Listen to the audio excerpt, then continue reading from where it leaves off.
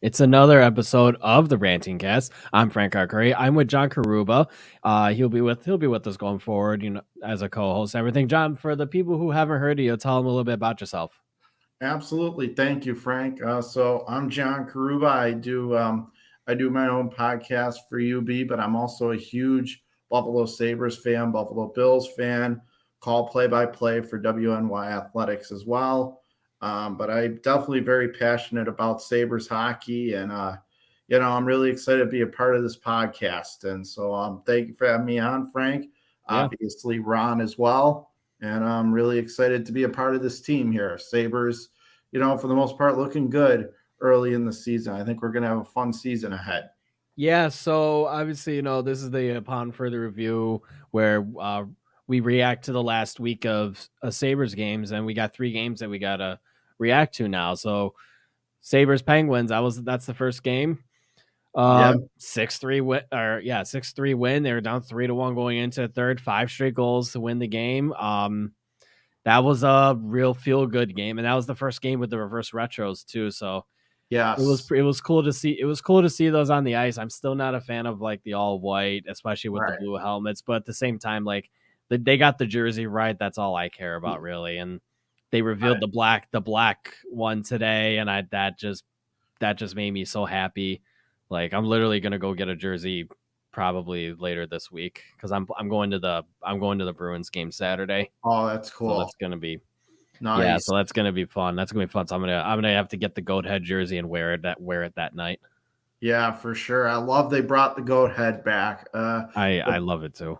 Me too. The Penguins, I would say the Penguins game, what I loved about it, especially in the third period, I would say that was as good as I've seen the Sabres as a team pass the puck for a long time. If you look at all those goals, the game winning goal by Tuck, you Mm-hmm. look at the ones on the power play. I mean, Darlene, it was on point, right where they should have been. I mean, it was like, is this the Buffalo Sabres here? Is this the Tampa Bay Lightning? Like, they were that good in that third period. It kind of reminded me of the teams back in the 90s that were always so good at passing the puck, and they were just right where they needed to be. It Mm-hmm. really was a thing of beauty to watch.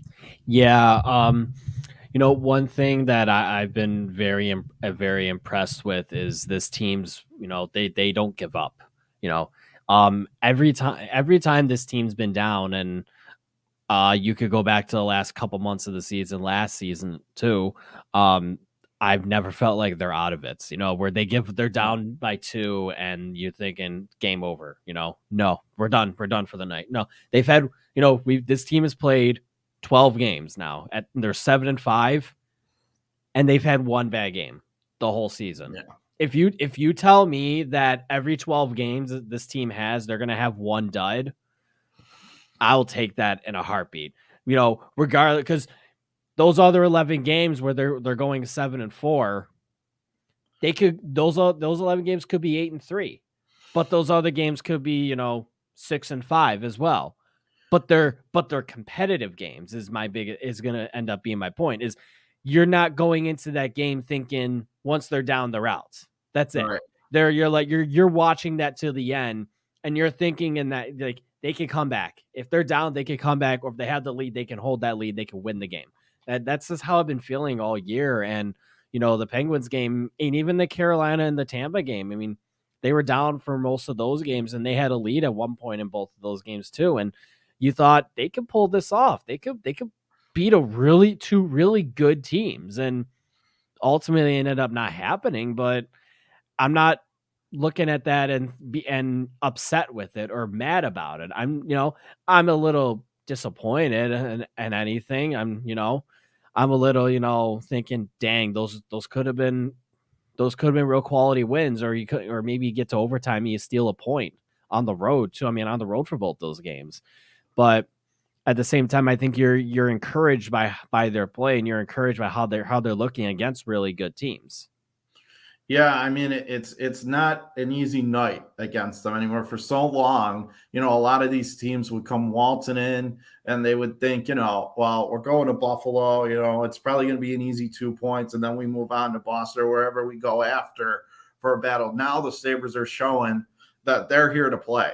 It's not going to be, you're not going to walk in and just beat the Sabres 6-1 like it's nothing. They are going to fight. They're going to compete. And the other thing that I would point out, Frank, is that the teams they've been playing, yes, have been very good, even in that early stretch when they got off to the 7-3 start. I mean, it's not like they're doing it against poor competition. The Penguins are still a very good team, going through a down period right now a little bit, but it's still, they've got Crosby and Malkin on their team. Mm-hmm. They've got some other big wins as well. They went out west, they beat Edmonton, they beat Calgary, and the Penguins got swept on that trip. So, I mean, well, what does that tell you? I admit I'm very encouraged the way they're playing, especially against the quality of competition they're doing it against. Yeah, so looking at the numbers for that Penguins game, that was definitely a game where the Sabres had a lot more attempts, a lot more shots, and the numbers show that. Just the shot attempts alone was at 55% for the Sabres. Actual, shots was almost 60% for the Sabres. I mean, it was at 5-on-5, it was 26-18 in favor of Buffalo. The one thing I think that Pittsburgh took advantage of was, and even if you look at a heat map of where shot attempts are coming from, Pittsburgh was doing more of what Buffalo was doing against teams like Calgary and Edmonton, and that was getting most of their shot attempts from below the faceoff dots, and in between the faceoff dots and the goal line, and then in between the faceoff dots too, that prime high danger scoring area. Pittsburgh at 5v5 high danger shot attempts was 7. Yeah. For the whole game, and Sabres had 3. So that's a big reason why when you look at a high danger numbers, the Sabres was so poor for that game. And then Pittsburgh's expected goals for percentage was higher as well at 53% overall. But it wasn't even that much of a difference because it was 1.55 for Pittsburgh and 1.4 for Buffalo. That's a difference of like a couple high danger shots going Buffalo's way, really. Buffalo got their shots primarily from in between the faceoff dots, but around the top of the circle area. I'm looking at the heat map right now, and it's showing it's more in the middle of the ice, which means that to me says Buffalo capitalized on their longer range shots, and we saw that with the Olofsson goal on the beautiful pass from Power. I've been really impressed with how he's come along so far. Obviously, it's something you should probably expect considering he's the number 1 overall pick, but having some early season struggles and whatnot, and now he's looking a lot better. He's looking good. And I gotta say, before we really get into the Tampa and the Carolina games, which I'm gonna pull up the numbers right now for them. I have been really impressed with how resilient this defense has been, with how the defenders have been playing with all the injuries that they've had with Lyubushkin being out, with Jokiharju out, with Samuelson out, even though Lyubushkin just came back against Tampa, and then Dahlin missed the Tampa game. Seeing the resilience of their defense and still being able to play the system and do it really well, and seeing some guys step up who you didn't think was gonna step up. I mean, I've been really impressed with how, I'm gonna name a guy specifically, Cale Clegg has looked playing with Owen Power so far. He hasn't looked like he's out of place or he's overwhelmed by the competition. That's encouraging to see. That shows that that Kevin Adams went out and he got some depth for the team.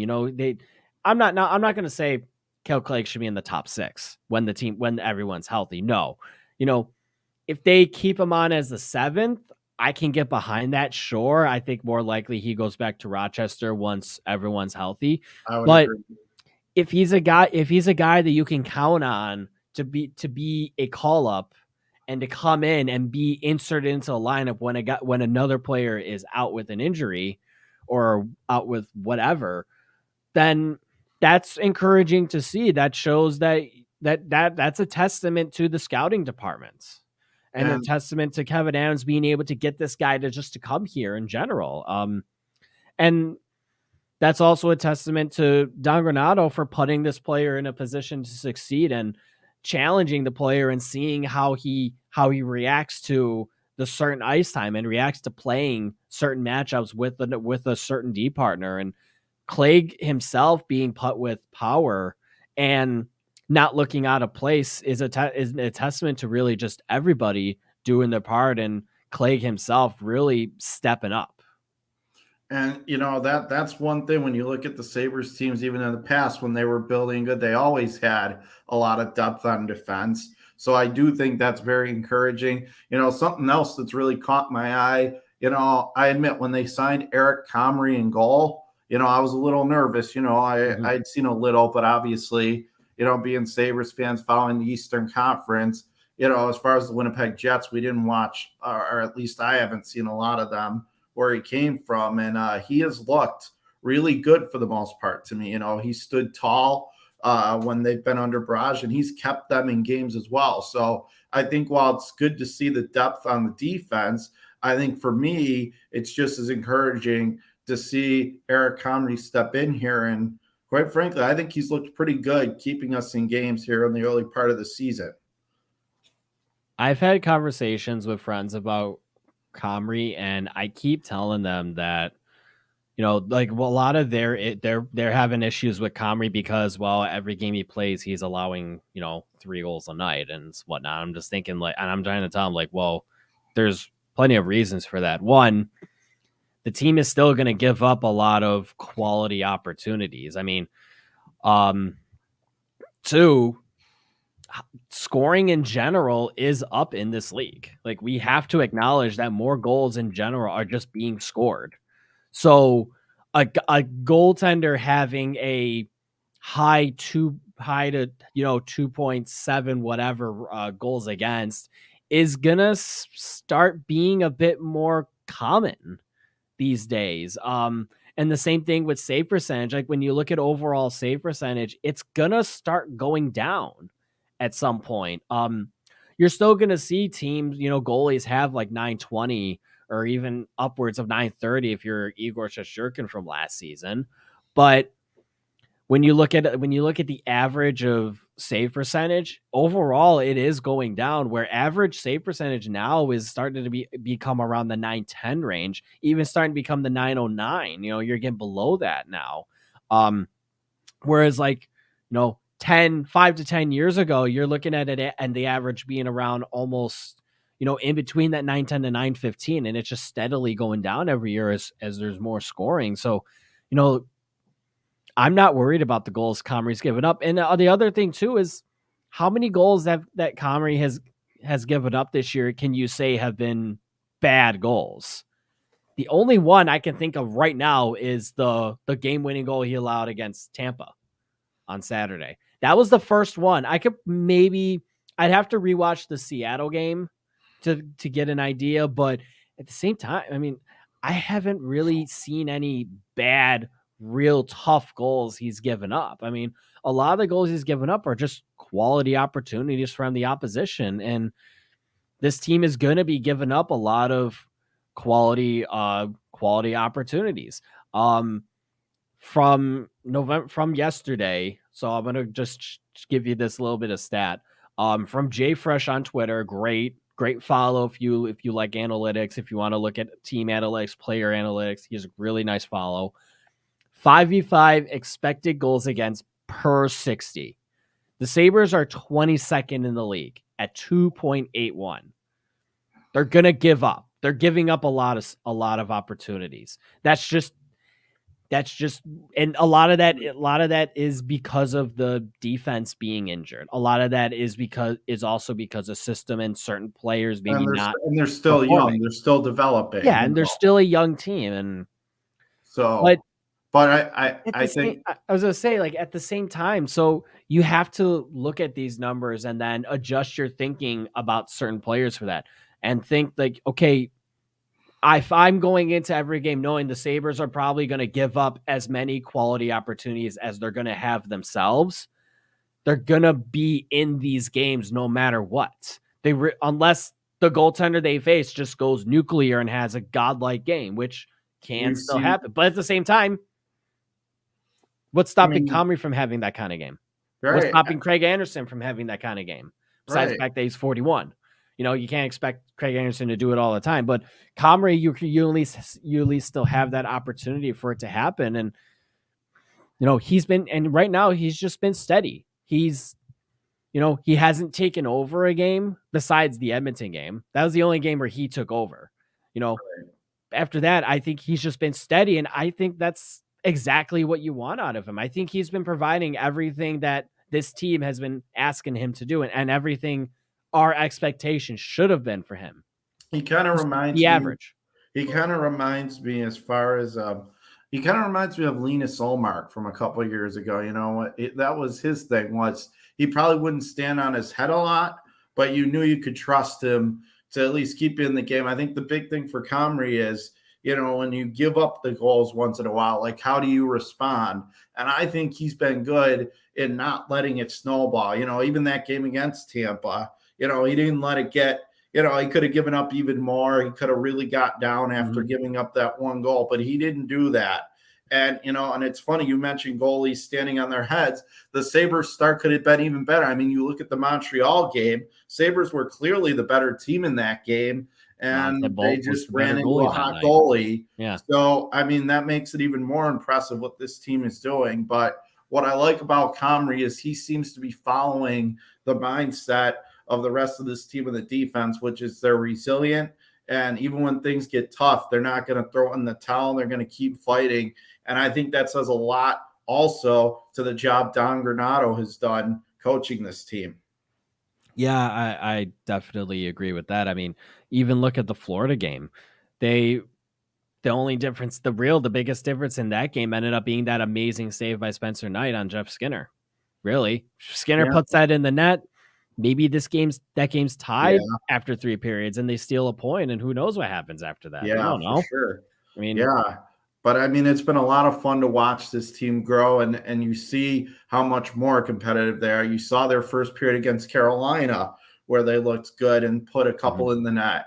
You watched them battled back to take the lead at one point against the Lightning. Like, these were things that a few years ago when they were starting this, I mean, they would be down 5-6-1, and it was good night the lights. Now they're showing that this is a team that can fight for a wild card spot, which I think is very important for this team, as they look to become a solid contender in the next couple of years here. But really like what I'm seeing, especially from Dahlin and Power, as you mentioned, Frank, and they're really going really, really excited about it.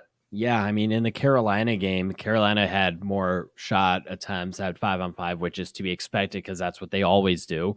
But the Sabres were right there with them. I mean, it was only 37-35 for Carolina in shot attempts. High danger, the Sabres had better chances. It was 9-6 for Buffalo, and that translates into their expected goal numbers. Their expected goals percentage ended up being almost 55% in favor of Buffalo.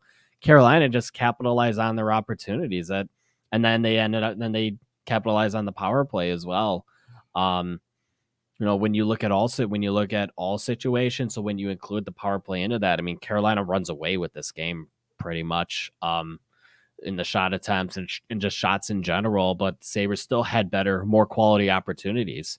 That game too, you could also say, well, Carolina's power play was better and Antti Raanta was better. That's it. When you look at where the numbers I think really matter at 5-on-5, the Sabres were toe-to-toe with Carolina the whole way, and they were toe-to-toe with Tampa the whole way as well. The Lightning obviously had better quality opportunities. The expected goals for in that game was about 58% for Tampa. It's a lot. High danger was about 57-58% too. It was 16-12 overall in shot attempts. But when you look at shot attempts just overall at 5-on-5, it was almost an even split. It was 44-43 in favor of Tampa. Sabres are right there with them the whole game. And all it was just one tough goal that Comrie gave up that ended up being the difference. Yeah, no, but I mean, the Sabres at least could still hang their head and hold their heads high, coming back from that road trip. And now look, tomorrow they're playing an Arizona Coyotes team. I don't think they're particularly that great. So the Sabres definitely have an opportunity to get back into the win column. And the way they've played these last 3 games. And the other thing is, And I just want to kind of go back to something I said earlier. Mm-hmm. Good on the Sabres for finding a way to come back in that Pittsburgh game. Because, in the past, remember, Pittsburgh had a 5-game losing streak, I believe, coming into it. And in the past, the joke was always, well, if your team's ailing, come play the Sabres, you can get right. And the Sabres said, I don't think so, Pittsburgh. You're heading on up with a 6-game losing streak. That may seem like a little thing, but to me, that's really a very important thing in trying to build this team back to where we want it to ultimately go. You can't be a team that everybody looks at, well, you can solve your losing streak. No, we got to get it to where, oh no, we were lose 5 in a row and now we got to come play the Sabres. Oh no, this is not going to be in our favor. And I think they took a good step there. I think that's a good learning thing and lesson for them as they go forward. They did a nice job handling an opponent that was struggling. And I think that was huge. They didn't let Pittsburgh come in and solve their woes against them. Yeah, I definitely agree with that. All right, we're going to take a real quick break, and when we come back, we'll keep talking about these last 3 games. We could look forward to the other games too. And then let's do a little reaction. I'm going to give you some numbers and kind of get your input on what you think of them. So we'll be right back on the Ranting Cast. Tonight's show is brought to you by John and Mary's, a Buffalo tradition for pizza, subs, and wings since 1952. From hoagies, subs, and wraps to traditional pizza and wings, John and Mary's menu is packed with old-time flavors and a few modern twists on classic recipes. You could cool down with Perry's ice cream or warm up with a cup of homemade soup. If you're not in the mood for pizza or wings, we have plenty of other options: seafood platters, burritos, fresh salads, and more. There is something fresh and delicious for everyone at your table. Catering, online ordering, and delivery options available. Located in the heart of Buffalo's Theater District, the Buffalo Dinosaur Barbecue occupies a former vault that stored movies for Universal International Pictures. Dinosaur Barbecue has been in Buffalo since 2014 and is located on 301 Franklin Street. Looking for a food stop after your day trip to Niagara Falls? Only 30 minutes away.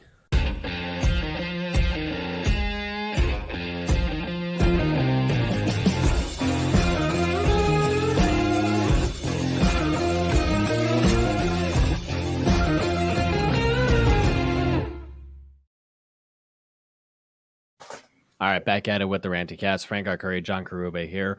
John, so obviously we've been talking a lot about, how we're feeling about the team over this last week, with their games, how we're feeling with these games. All right, I'm going to give you some numbers and kind of get your input on how you're feeling as in regards to the team overall. So I told you about Jay Fresh's numbers for their expected goals against per 60 at 5-on-5, where he has Buffalo at 22nd at 2.81. When you go to now, the analytical numbers are always going to change. They're always going to be different on other sites. It just depends on what model you use, what site you use. I love using Evolve in Hockey. They have the Sabres expected goals against per 60 at 5-on-5 at 2.73. So a little bit better. 19th overall. When you look at their expected goals for per 60, they have it at 2.68, which is 17th.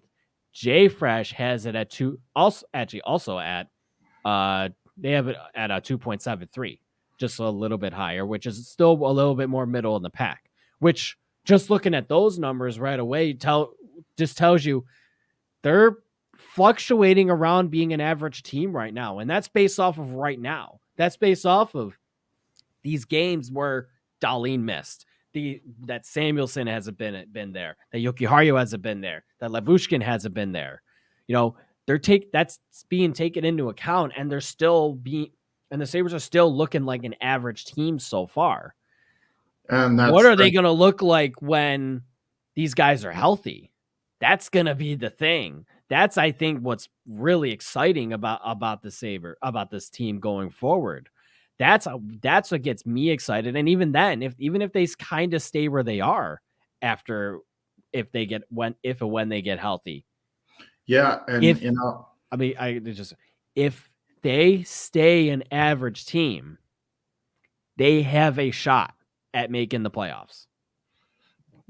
Absolutely. You kind of took some of the words right out of my mouth, Frank, as far as, being right in the middle of the pack. you know what? It's much better than being in the bottom because the middle tier is usually the teams that are fighting for the wild card spot, which is kind of what the expectation for this team is. I'll say the offensive numbers are actually even more encouraging to me right where they are right this second because, you know, they're not in like the low 20s. They're actually 17th. That's encouraging to me because, you know, the one thing is we were excited about the defensive core coming into the season with Power and Darlene. Mm-hmm. The offense was a little bit more of a mystery. I mean, yes, you have Tage Thompson, which very glad to see him come out of his early season slump. He's really looked good, Mm-hmm. you know, the last few games, and it's been huge to see him starting to look like himself from last year.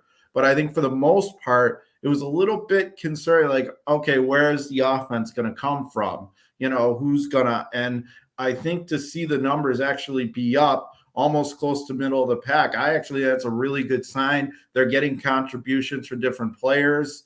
You know, obviously, Oposo's still doing a good job leading the team. Right now, he's not quite on the same pace that he was last year, but I think they're getting enough. But they're getting enough in the way of other contributors to put goals on the board. And, you know, that's the huge thing. You can get the goaltending, you can play solid defense, but at the end of the day, this is an offensive driven league. So it's good to see that the Sabres are actually getting some pretty good contribution, almost on par of what you get from a lower ranked playoff team.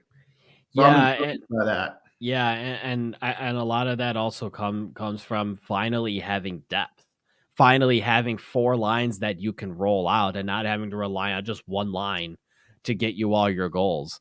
You know, just looking at the stat sheet right now, you know, looking at the forwards, I mean, Thompson's at 15 points in 12 games, Tuck's at 11 and 12, Skinner's at 11, Olofsson's at 10 points, and he has 9 goals. You know, as much as I think we sour on Casey Middlestat, he does have 8 points in 12 games so far. That's solid. He's, you know, he's getting results.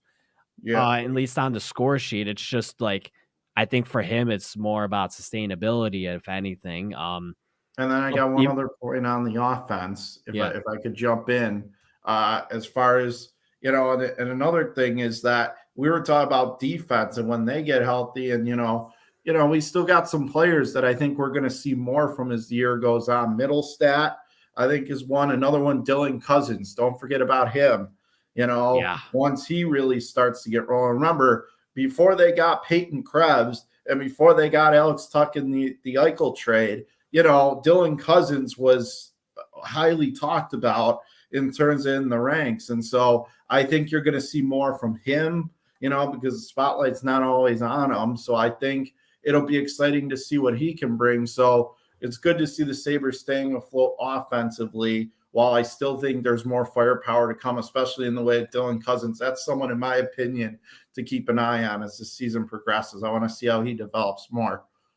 Yeah, I think a lot of people kept saying that this is the year Cousins was gonna break out and really show himself to be a star in this league. And I mean, he's doing it so far. He's already got 4 goals in 12 games. He's got 8 points overall as well, and he was doing it with young line mates for the most part. I mean, he's been having JJ Paterka on his line pretty much all year. He had Krebs earlier too.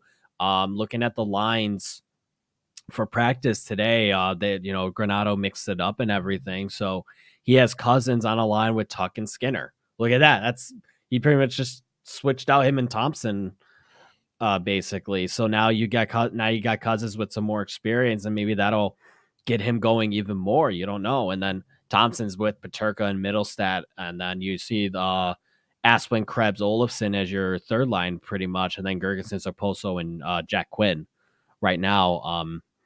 You know, it's interesting. I'm interested in this. I think when I just mentioned Middlestat earlier, I'm thinking about the sustainability of what even though he's gotten results so far, now he's being put on the wing, and I'm curious to see if maybe that'll improve some of those underlying numbers that's really been bringing him down. Because I'm going to look at some of his underlying numbers really quick. Check this out. He's 4th worst on the team in expected goals against per 60. He is 6th worst on the team in expected goals for per 60. And in terms of expected goals for percentage, he is third worst on the team. Third, fourth worst. He's almost at the same pace as uh, Casey Fitzgerald. So those numbers need to improve if he wants to have any sort of sustainability on this team. He's getting, like I say, he's getting the results now. Is he going to get it in the future? And then you have to take into account how much of these numbers are on the power play. Middlestat has 8 points in 12 games. 6 of those points were on the power play. And by the way, he has no 5-on-5 goals. He has 1 power play goal and a shorthanded goal. So that's what, 6. Yeah. That's 7 of his 8 points have come not at 5-on-5. Yeah. That needs to get better if he wants to stay. That's the big thing. I would agree with that. That one is 100%. That's the thing about Middlestat, but I think about him in that, yes, he definitely needs to improve that 5-on-5. I think it is good to see him at least being impactful on the special teams, just because, for a while, not only all the injuries that he suffered, but, just a lot of fans have been clamoring as far as either getting rid of him or just being a disappointment. So I think it's good to see him actually having an impact. Yes, are there still flaws in his game, particularly, Frank, what you just said? Yes, there are, but it's good at least to see him kind of coming alive as far as offensively, even if it is special teams. Is that ideal that it's all coming that way? No, you would like it to be more balanced, but right now, at least it's good to see him putting up some numbers. And I want to go back. I think the one good thing about the Sabres team and the one approach that Kevin Adams has done along with Granato that I really like is a lot of these players have come up together. When you look at the 05-06 team, what was something Jason Pominville, Derek Roy in interviews used to always say, we came up together, we grew up together, we won together. And, a lot of these guys, whether it be Quinn, Peterka, Cousins, Middlestat, they all came up through Rochester together for the most part. And so I think the fact that this team is coming up together, I'm really excited to see that, because that's how you gel. That's how you build the chemistry. And I really like what Kevin Adams and Don Granato are putting together here, and their emphasis on, bringing up the young players, having them grow together. Because I think I think we're starting to see some of that payoff right now. And I think we're going to see it pay off even more as the season goes on here.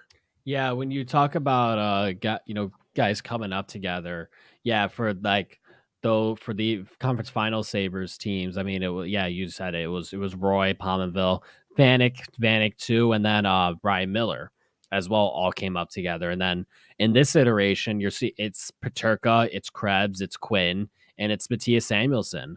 So, 4 guys who are going to play integral roles on this team in the future, all coming up and all developing together. And then you've got more on the way with Matthew Savoy and Yuri Kulich and Isaac Rosine. Coolidge and Rosine have been looking really nice in Rochester, and Savoy's been looking really good in the WHL.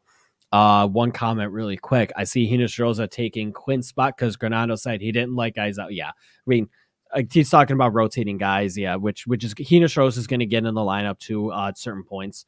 I would fully expect that. Will it be tomorrow? I don't know. Probably not. I think the lines that we saw at practice today probably will be the game day lines for tomorrow. And if they have success, you probably will see them roll it out some more. And if you're winning games, you're winning games, and keep it going. Keep the hot hand. Keep everything the same. I want to go back to Middlestat really quick. I wonder a lot if and when he gets traded. I think it's inevitable at this point. Just because I just don't see where he can improve more. Mostly, I think there is a possibility that he does. I mean, we saw what putting Thompson at center did for him, and Middlestat has been playing center for pretty much the whole time he's been here. And now he's getting a chance to. Now he's going to be on the wing. He did do a little bit of wing, I think, last season or a couple of seasons ago. But he's 23, so he's still young. But he's also played over 200 games in the NHL, and he's not even at 100 points in his career. So what is he at? What is he? If they can't if this team cannot figure out what is Casey Middlestat to them, I think you got to cut ties. I think you have to do it sooner rather than later. You Right. can, they're showing, obviously they don't want to mess with the depth that they have right now. So it's probably better to keep him on so that, because then if you have a forward injury, you don't want to have to be relying on all your call ups coming up and, trying to, make an impact on this team as well. So Middlestat probably gets traded next offseason would be my guess, at least. I'm just curious to hear what you think, but I think eventually his roster spot's going to go to either Kulich or Savoy next year. At least that's what I'm thinking. And then I do wonder the same thing about Olofsson too. Yeah, Olofsson obviously he's been interesting, right? Because he's been up and down, but we've seen what he can do. He's got a great shot. He's a sniper. Yeah, obviously he goes on the hot and cold. He kind of reminds me of Drew Stafford. He was hot and cold, when he was off. But when he was on, he could really help carry a team. Olofsson's kind of that way.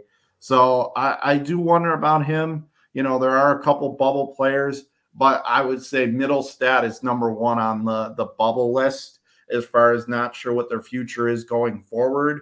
And that's kind of why I said, I'm optimistic at least seeing him put points up on special teams, because at least you're starting to see some production coming from him, because you're right. Originally the thought was Cousins, Middlestat, those two were entrenched. And while Cousins, I think, is entrenching himself, Middlestat is still very much in the unknown. Yes, absolutely. He has not done that. That's the biggest thing. So I think, I'm glad they're keeping him at least for this season. I think he's got this year to prove to the Sabres, okay, why should we give you this roster spot over some of the younger guys in the pipelines? But if he doesn't do that, I think at the same time, even if he does play pretty well, there still could be an opportunity where you might see him get traded just because they like the younger players coming up more. But if he rebuilds some value, now maybe you can use him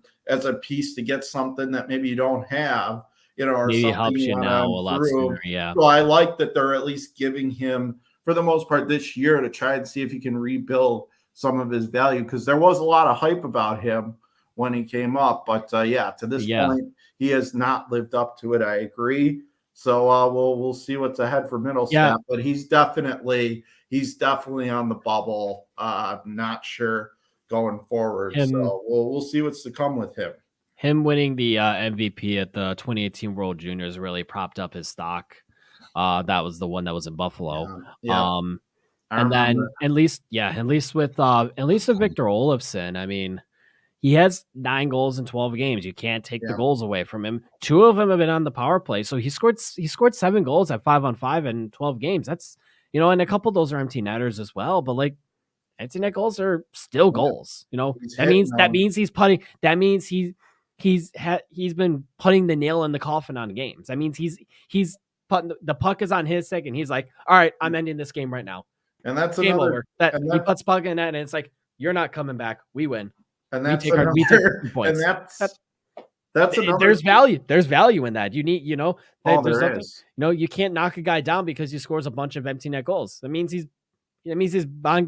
scoring goals when they're winning games. That's what's wrong with that. There's nothing wrong with that. And that's another thing. That's another small thing. How long during this rebuild we said, the Sabres either let a team come back with under a minute left because they couldn't hit the empty net, or they'd sweat it out to the last few seconds and they would try to hit the empty net and couldn't get there. That hasn't been a problem so far this year. And that's another thing. That's another lesson point that this team is learning, how to close out games. And that's what's encouraging to me as well. They had Pittsburgh on the hook. They didn't let them off it. Olofsson with the empty net goals. That is a huge thing. This is exactly what Granato and analysts are talking about when they say learning how to win. Yep. There's things you have to do. And one of them is when you have the empty net, don't fire it 5 feet wide for an icing coming back in your own zone. It's hitting it bullseye right on, like Olsen's been able to do. It's making the smart play so you don't give that other team that chance to even really start to think they have a chance to come back with the late goal. And I think that's something we're seeing the Sabres team do as well. And if you're going to be a playoff team, it's what you got to do. Yeah, definitely agree with that. All right, that's gonna do it for this ranting cast. Upon further review, we'll be back. We'll be back next week. We'll have 3 more games to react to for the Sabres. Arizona tomorrow, Vegas on Thursday. Eichel's back in town. Yeah, that was great Boston on last year. Saturday. I'm gonna be there. It's gonna be a great time. I'm hopefully gonna have a Goat Head jersey on. Hopefully, I'm hoping for a Wednesday show with a guest, but we'll see what happens. All depends on work schedules and everything. But until then, John and I will be back next week to talk about the next crop of Sabre games. So until then, we'll see you next time on the Ranting Cast.